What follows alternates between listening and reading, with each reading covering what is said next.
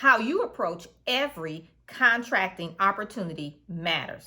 In this video, I'm sharing need-to-know information about becoming a government subcontractor. Hi, I'm Felicia. Make sure you subscribe to the channel and hit the notification bell so you get notified when new videos drop on Thursday and when we go live on Tuesdays.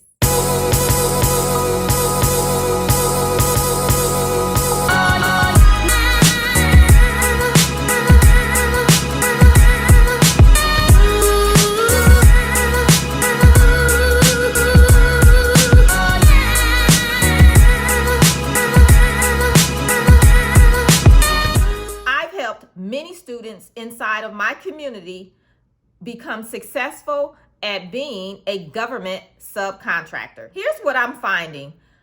Many people have no desire in becoming a prime contractor. Like their goal is to be a subcontractor, whether they're doing work in the private sector, corporate, or at the government level. And that's cool. There is nothing wrong with that. Here's what I teach my clients. And this is what I believe. You take every opportunity before you look at it, and then you decide based on that one particular opportunity what your approach will be. So more than likely, whether you decide to be a prime contractor, that's your ultimate goal, at some point, if you do it correctly, you will sit in a subcontractor position, even if it's a tier 1 sub. Now let me know below, down in the comments. I'm curious, do you want to be a prime contractor or a subcontractor? What is your current goal? Okay, let me share with you the steps you need to take to become a government subcontractor. So let me get my notes. Listen, get your business set up. That's step 1. You need to have a solid business foundation. So stop trying to skip steps and jump straight to getting a contract. You need to lay a solid foundation.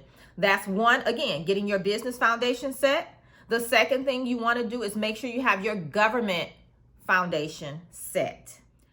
You need to know your capacity. And when I say capacity, I'm talking about how large of a contract can you handle, how many employees you have, independent contractors, subcontractors. Like when I say capacity, I'm talking about what do you need to have in place to be able to deliver on a particular opportunity.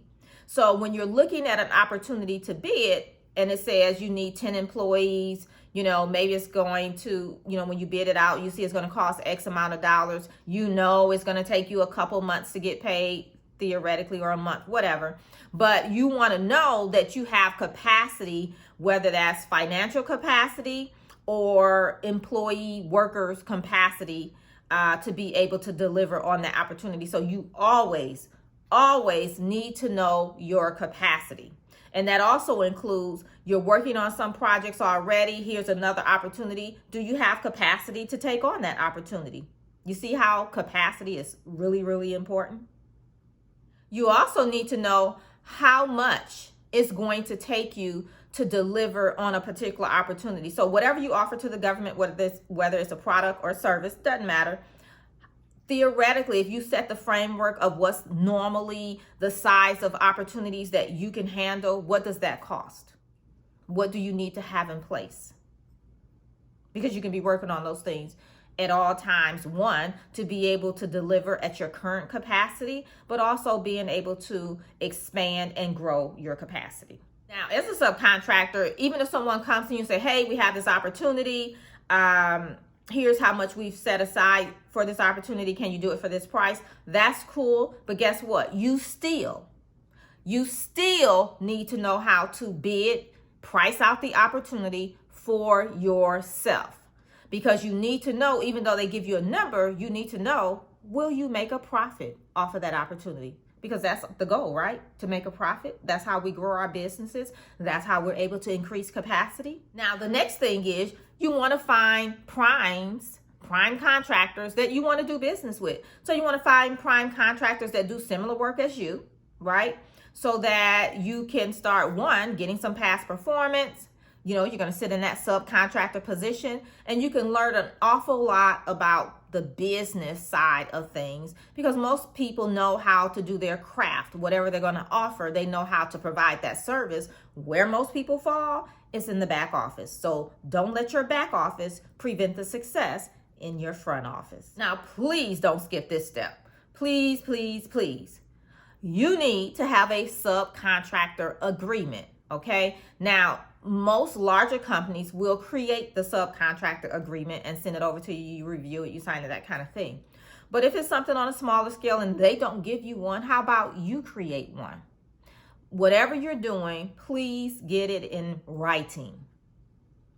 Get it in writing, because I can tell you, once the project starts, people forget what they said. I'm telling you, they'll forget. As you're building your government subcontracting business, you need to know and always have a focus, have your eye on your goals.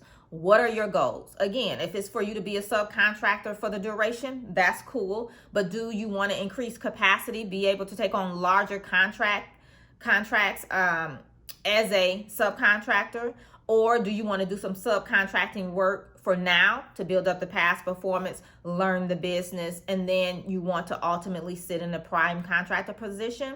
Because you need to know those things so that you can do the work to get you to that next level, whatever it is for you and your business. And then here's the thing, as you look at every opportunity, because I can tell you, once you get into the game, you start winning contracts, people will somehow find you, opportunities will find you, and you may have to say no, because all opportunities may not be a good opportunity for you, your business, and where you want to take your business. So as you look at every opportunity, make sure you're also thinking, how is this one opportunity going to help me get to my goals?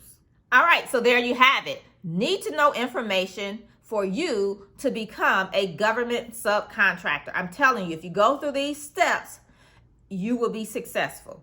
Now, you need to know how to do all these things, but if you do these things, you will be successful. Now, what did I cover here? Let's recap. I covered some things here in the steps. You got to set your business foundation.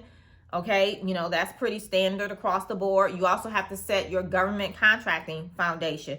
If you don't know how to do that, that's something we cover inside my Contractors Edge Bootcamp. You also need to know your capacity. Okay, if you don't know how to figure out your capacity, we cover that in Module 1 of the Contractors Edge Bootcamp, because it's very important and it sets the foundation. You also need to know how to bid and price.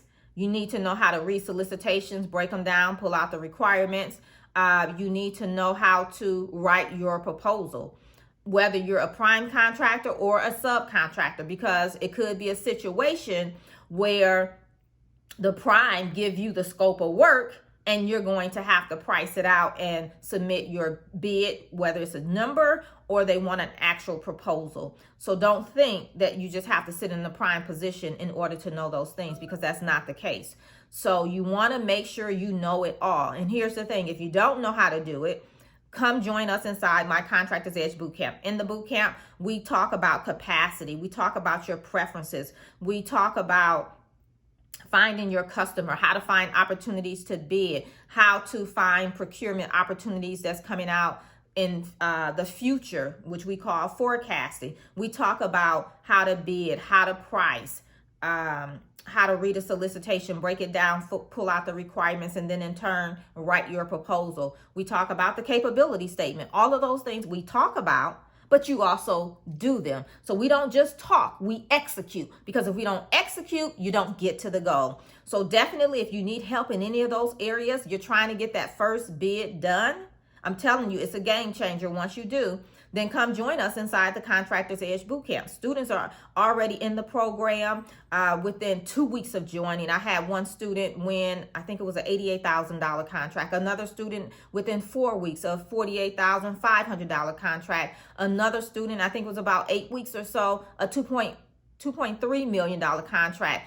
Another student do less than 30 days, she had 18 leads. That's 18 leads in her pipeline. And then during the live sessions, I helped her with negotiating, and she wound up getting a subcontractor position up under a prime where they're going to actually work together, not just on one contract, but on multiple contracts. So can you say cash flow? All right. So if you need help, again, you can come over to First Bid Done Fast.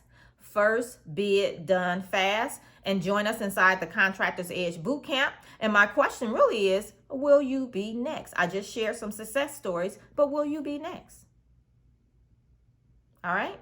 So check us out. Come join us. Would love to have you in the community. And just remember, you're just one contract away.